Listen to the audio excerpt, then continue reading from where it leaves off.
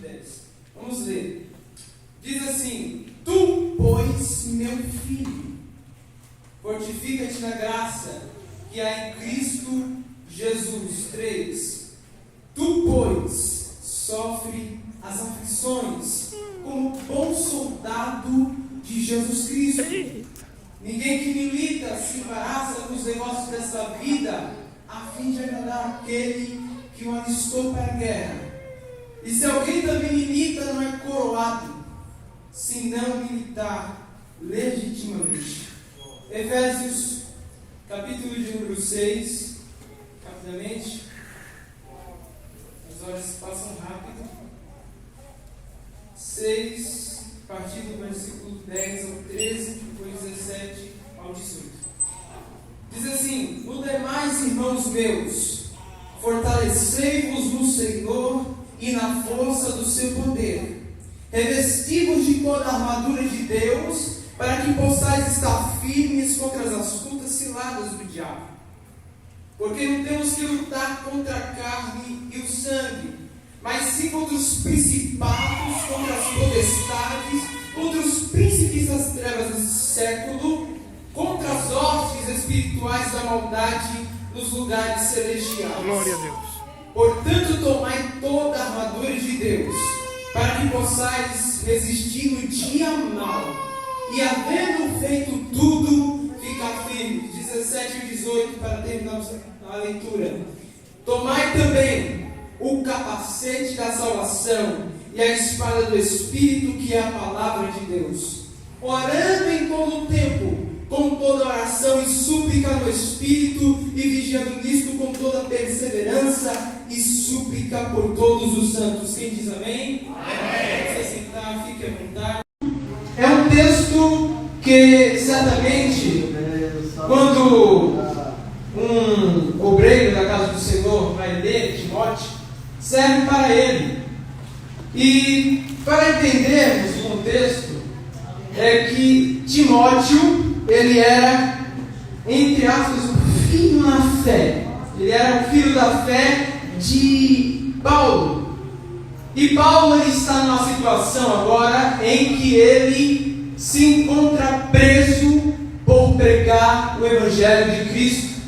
Nero, o imperador de Roma, ele toma a liderança daquele império e começa a perseguir os cristãos. E para atingi-los, ele tira os reverenciais, aqueles que são os modelos da igreja do Senhor, que eram Paulo e Pedro, conhecidos mundialmente naquela época. E Paulo, ele já sabe que a hora dele está chegando. E ele olha, e ele, no capítulo 1, se a gente ler aqui, vamos ver que Paulo, ele diz: olha, com oração e lágrimas, eu estou querendo te ver. Eu estou querendo que você esteja aqui comigo para sofrer pelo nome de Jesus. Mas só que quando nós chegamos nesse texto, esse texto, a partir do versículo 2, ele vai começar a dar conselhos a Timóteo, dizendo: Timóteo, fortifica-te na graça. Pode a perseguição estar batendo na tua porta, adolescente, mas fortifica-te na graça. Pode estar a tribulação, o mundo pode estar virado de cabeça para baixo, mas Paulo lhe disse: olha, filho, fortifica-te na graça. E nesse primeiro tópico eu quero falar: fortifica-te na graça que é em Cristo. Todo o texto que lemos em Efésios 6, a Bíblia nos diz: no demais, irmãos meus, fortalecei-vos no Senhor e na força do seu poder.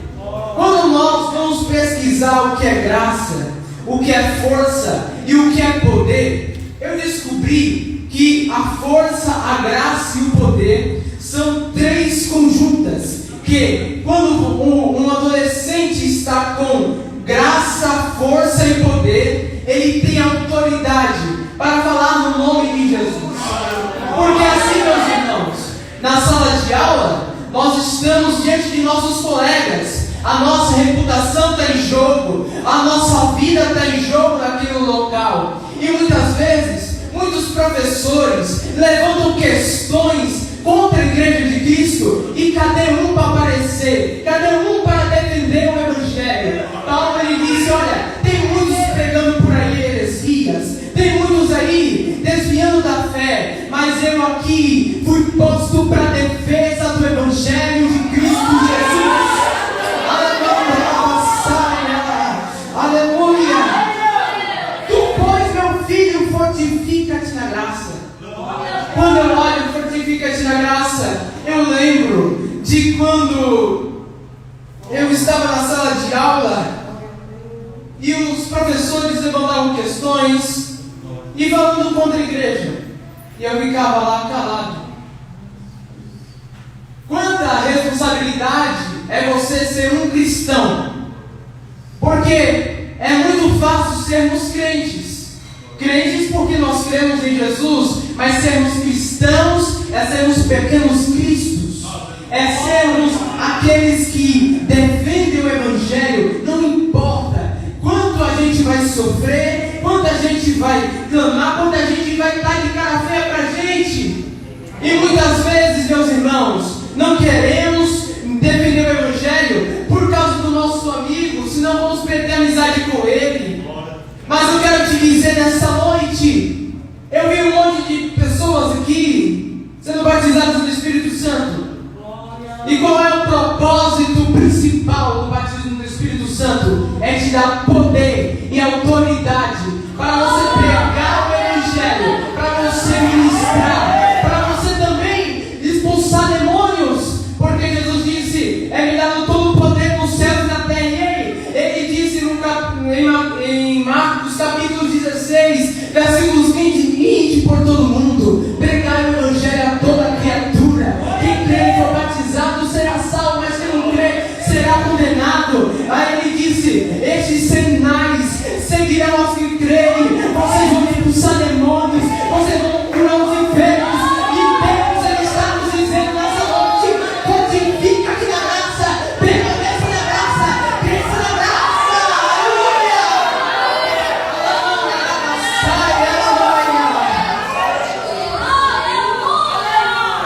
Pedro, ele escreveu, vamos lá, 1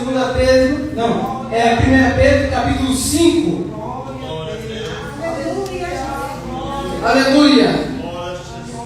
Como nós vamos ter a graça? Como nós podemos pegar ela, abraçá-la e estarmos com ela? Vamos lá!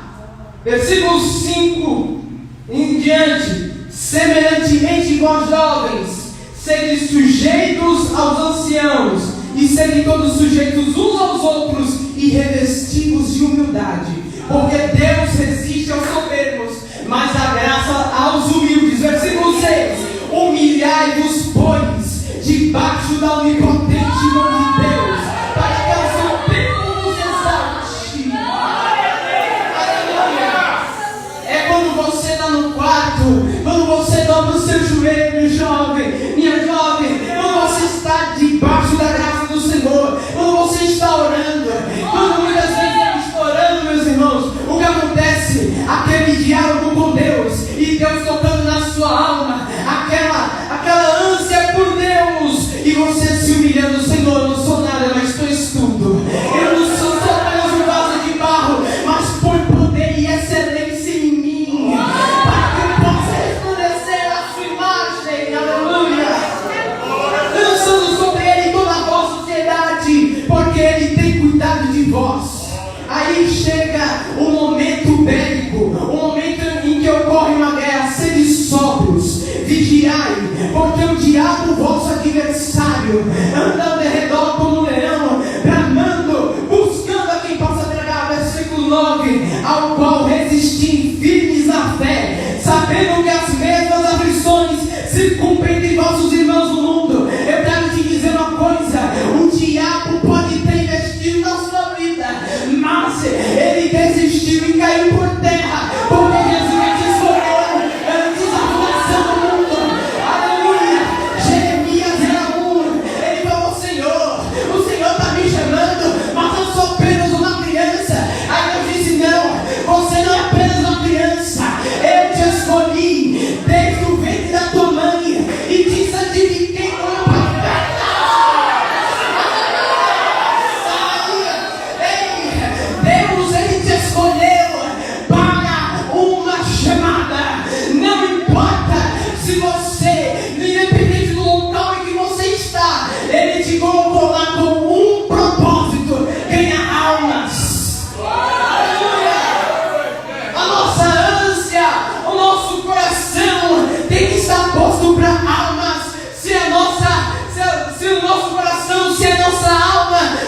estiver para as almas perdidas, quando nós nascemos de novo. Teve um irmão que nosso lá, que ele pregava com Billy Graham, e ele disse, em um estádio cheio de pessoas, ele disse: olha, aquelas pessoas que não têm interesse em salvar almas, é muito perigoso, porque talvez elas nunca tenham nascido de novo.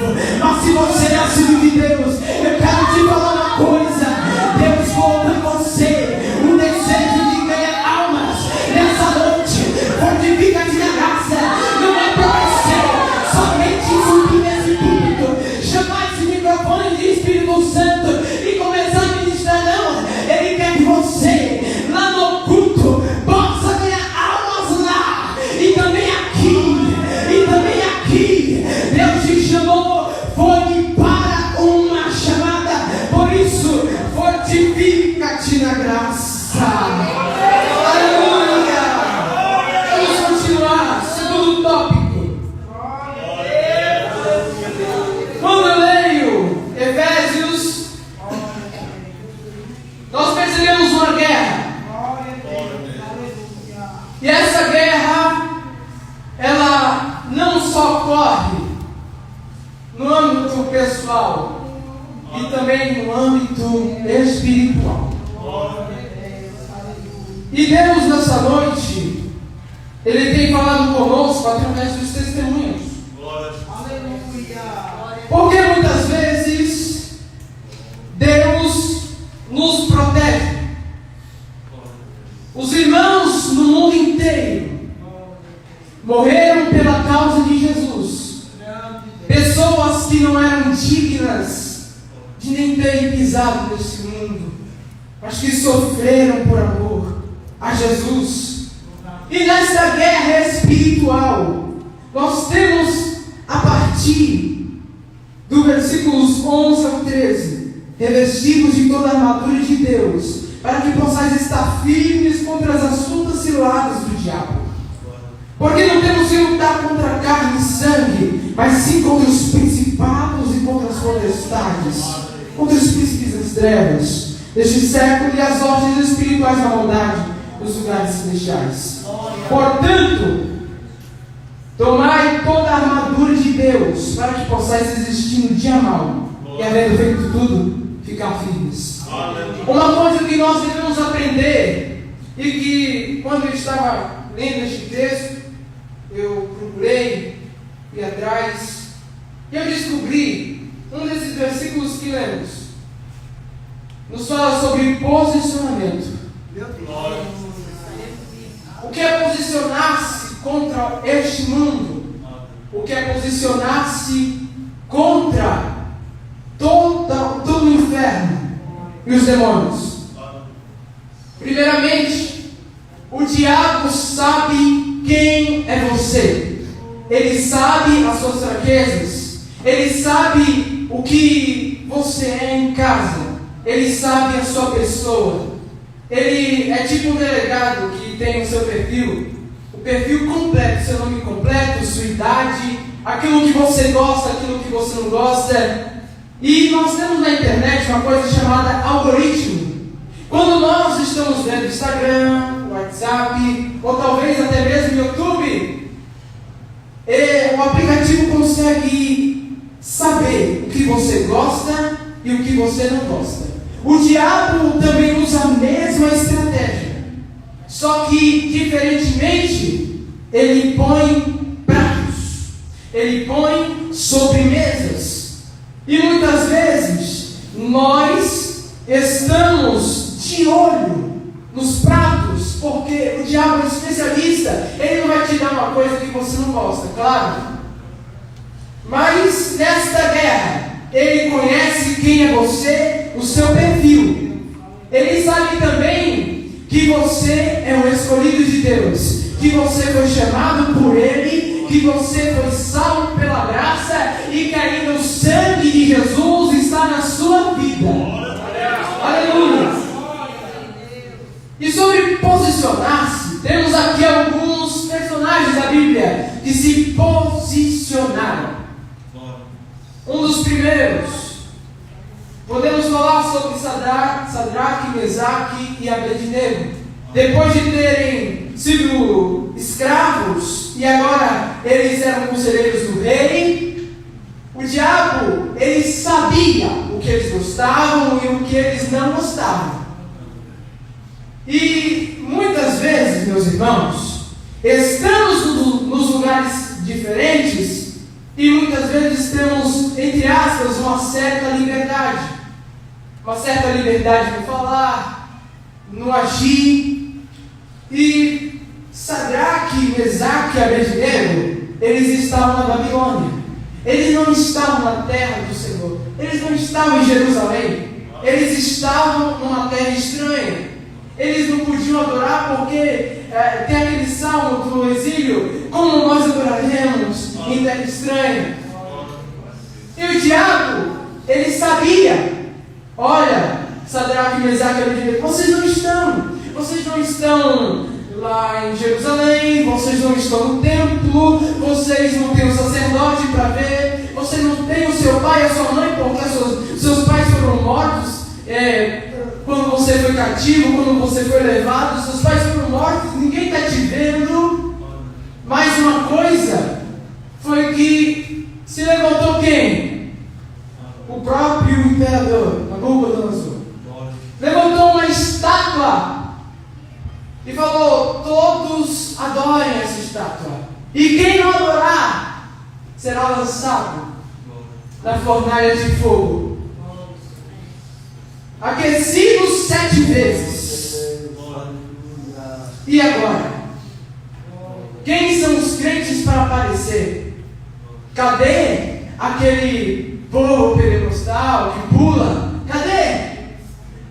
Agora é onde Deus te testa.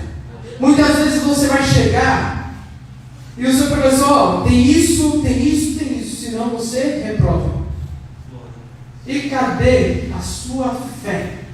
Aleluia, glória. Mas Sadraque, Mesaque e Abednego me impressionam, porque eles não têm preferimentos.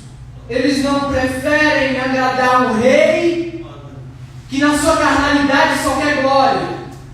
Ele prefere adorar a Deus, independentemente do que acontecer, se ele vai salvar ou se não vai salvar. Pelo menos eles vão estar nas mãos do Senhor. Aleluia. Chegou um momento, todo mundo está de joelhos. Certamente, talvez alguns de Israel se dobraram e eles de pé. O servo do rei chegou: olha, está vendo aqueles seus conselheiros, aqueles que vieram de Jerusalém, aqueles que são semitas, eles não se dobraram, e agora? O que nós faremos? Chamem eles para cá, vamos conversar. Eles chegaram lá no escritório do rei, e o rei falou: como é que é a história, por favor? Tente me explicar. Sadraque, Mesaque e Abednego devem ter falado: olha, bom, eu e os meus amigos, nós não preferimos adorar essa estátua. Nós preferimos viver com Deus do que adorar essa estátua. Não trocamos os nossos valores, aquilo que Deus nos deu, aquilo que Deus colocou em nós, somente para agradar você. Talvez ele ficou com uma mágoa no seu coração, dizendo: como eles poderiam me afrontar daquele jeito. E ele faz a proposta de novo: olha, eu vou fazer de novo, vocês vão adorar? Ele disse: olha, mesmo que você nos jogue lá na fornalha de fogo, independentemente, eu vou continuar com os meus valores. Você pode tirar minha nota, professor, eu vou continuar com os meus valores e princípios. Eu não troco Cristo por uma nota 10, não. Eu não troco Cristo por popularidade, não. Eu não troco os meus valores. Paulo, ele diz a Timóteo: olha, permanece naquilo que aprendeste desde o princípio. Aleluia!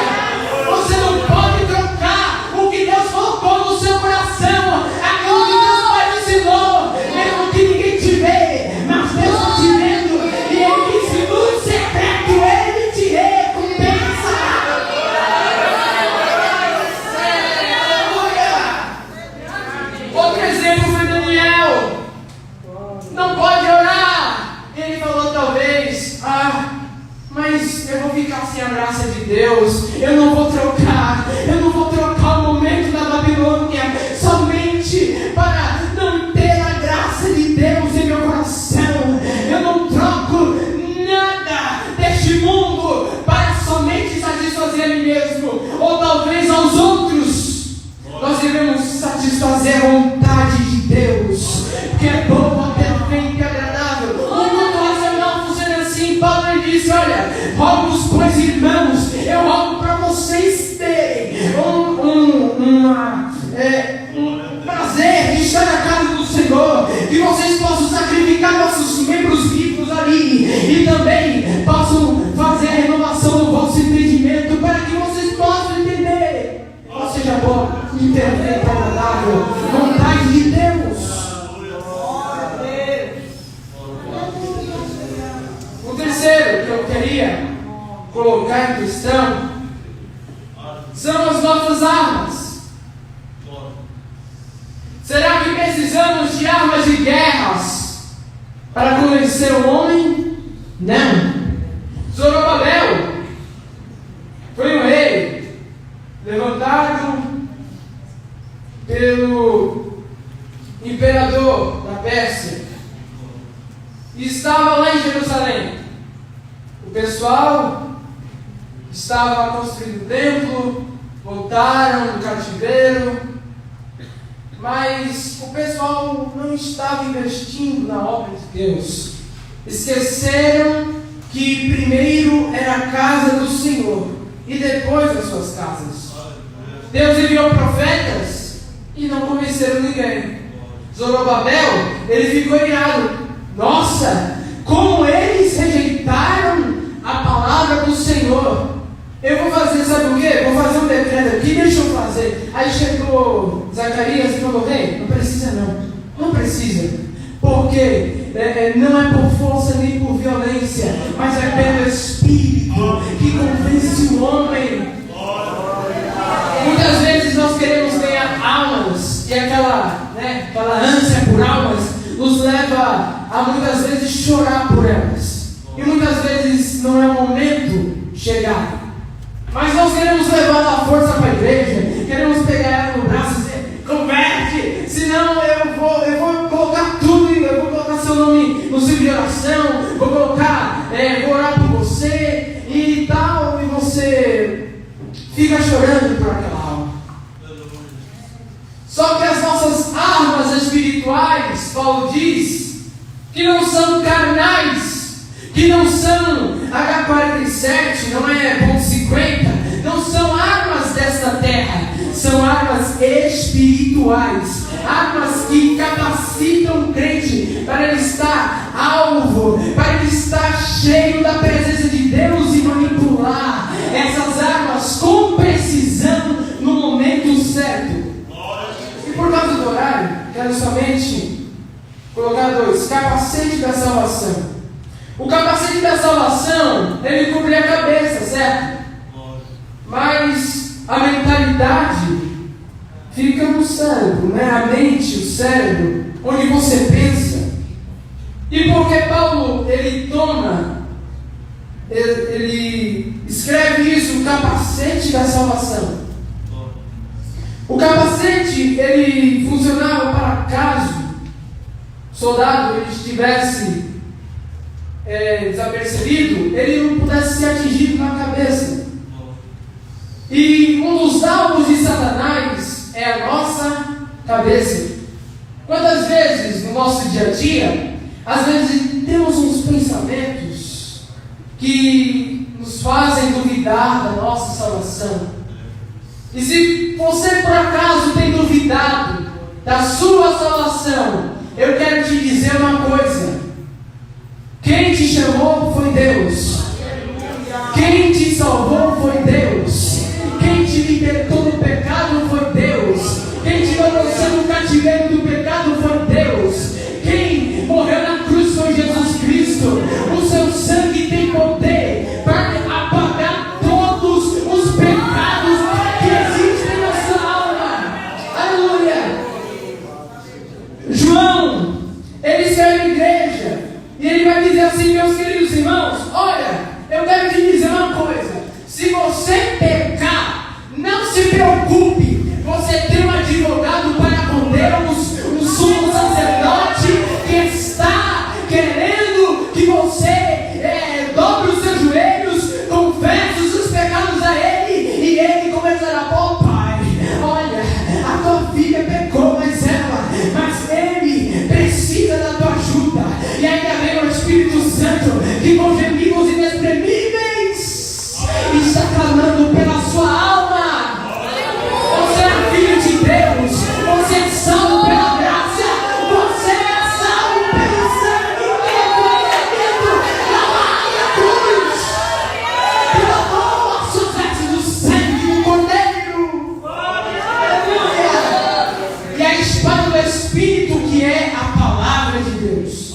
Não existe maior arma neste mundo que convença qualquer ideologia cabe por terra. Quantas vezes pegaram essa palavra aqui e tentaram proibi-la?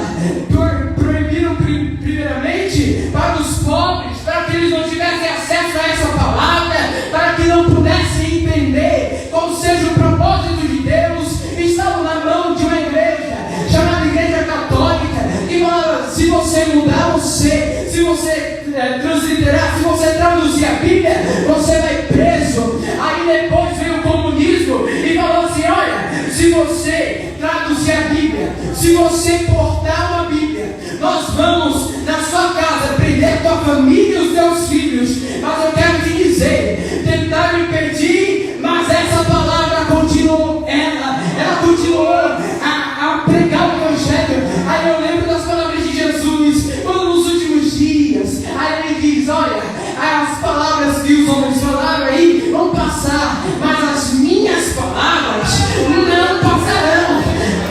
Nesse tempo presente, falaram assim: olha, vamos mudar a Bíblia, vamos fazer uns adeptos. Aí Paulo ele diz: olha, Timóteo, vai chegar tempos em que pessoas vão ter comichão nos ouvidos e vão querer perverter a verdade, vão querer perverter a Escritura.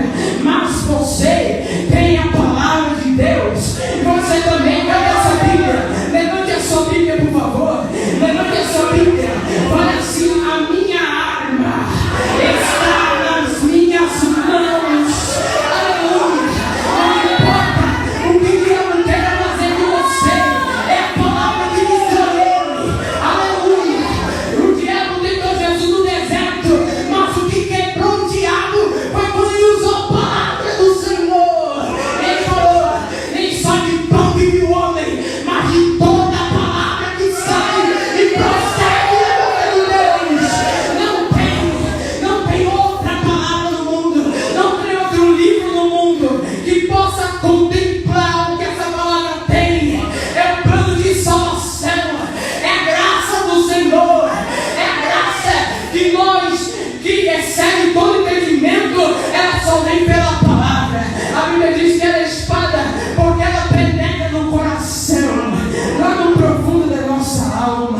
Quando estamos carentes por Deus, é a palavra que vai no profundo do seu coração e te levanta. É quando você está fraco e Deus fala assim: fortifica-te na graça. Mas não é somente na oração, não, é na palavra também. Aleluia, aleluia.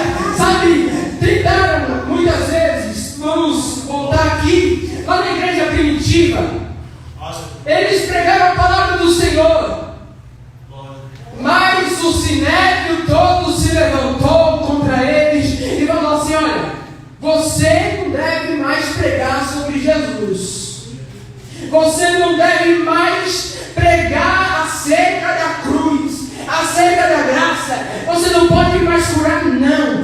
Se você fazer alguma coisa, a gente vai prender você. Eles ameaçaram ele a ponto de eles chorarem. Chegou seus irmãos e falou: olha, eu estou abatido, meus irmãos, mas vamos orar a Deus, vamos orar, vamos clamar ao Senhor. Eles levantaram a Deus em oração: ó Deus dos céus, por favor, como disseste pela boca de Davi teu servo, se levantaram contra ti, contra o santo, contra o ungido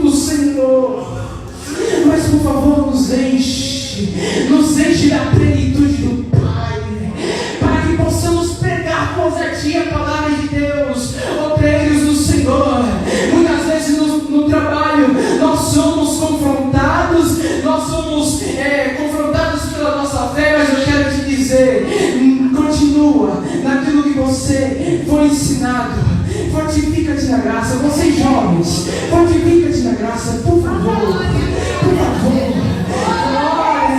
Aí quando eles oraram, eles clamaram a Deus a ponto de Deus ouvir. Eles sentiram como um lugar tremesse. E a Bíblia diz: e eles foram cheios do Espírito Santo e pregavam toda dia a palavra de Deus. Tentaram falar eles, ameaçaram. Aí eles falaram: olha, a gente vai obedecer a você sacerdote, ou a Deus, porque nós vamos escolher servir a Deus do que servir aos homens. Aleluia. Aí eu agradeço a oportunidade.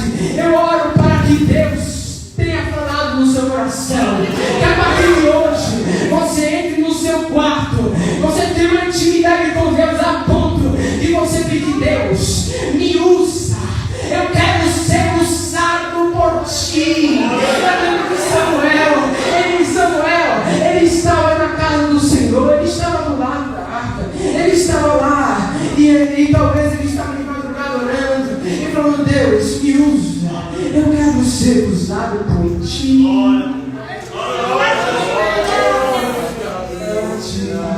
Antes do templo se apague,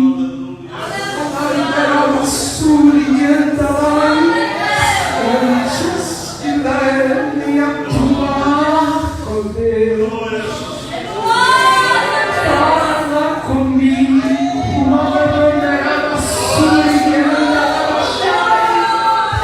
Antes que a presença saia da tua vida, por favor, fortifica-te na graça.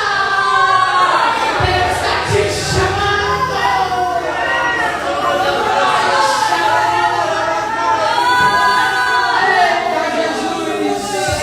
Deus chamou Samuel, eu quero que você fale isso. Eu quero que você seja profeta em Israel. Nós devemos entender que primeiramente nós temos que preservar essa presença, cultivar essa presença. Nós não podemos trocar a presença de Deus por um prato. O diabo, ele promete muitas coisas, mas é a maior promessa que Deus prometeu na tua vida. Eu quero orar pelos adolescentes, porque, irmãos, preste atenção. O diabo, o que ele quer atacar são crianças e adolescentes. Porque o diabo sabe quem é você e ele lança até uma aposta para saber o que você pode ser contra ele. Por isso Deus, ele te chama, jovem, até um compromisso sério com ele, até um compromisso seríssimo, uma responsabilidade que é inegável. Você tem poder. Vamos orar. Senhor Jesus, aqui está o teu povo, Jesus.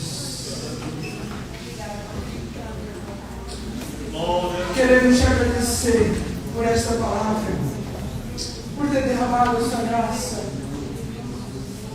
Eu oro, Senhor, pelos adolescentes, porque sei, Senhor, que Satanás não te investe na vida deles quanto contra a minha. Mas por favor, Senhor, nos usa nessa geração. Senhor Jesus, renova, Senhor, as nossas vidas estranhas. Renova, Senhor, o nosso coração como antes, para que possamos compreender, para que possamos ter a graça do Senhor, para que possamos a partir de hoje saber que nós temos poder e que a palavra que está na nossa boca, a palavra que tu colocaste no nosso coração, as promessas que o Senhor tem prometido, eu quero que o Senhor venha e transforme a vida deles, que Espírito Santo confrontar o eu, a carne, e dizer: carne, acabou para você. Agora chegou a hora do Espírito agir na vida desse jovem. Senhor Jesus, estendemos as nossas mãos, aleluia. Senhor, nos reveste de poder e autoridade para irmos contra o inferno e os demônios, para onde esses adolescentes pisarem, aonde eles abrirem a sua boca, sai a mensagem da cruz, sai a mensagem da graça, sai a mensagem, Senhor, do poder do alto. Vem, Senhor, transformando as mentes e os corações nessa noite, aleluia.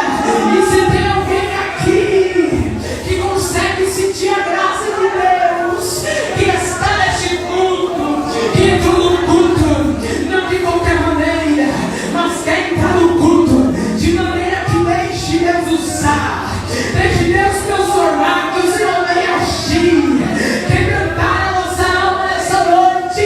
Entregamos a Ti a nossa alma, o nosso coração.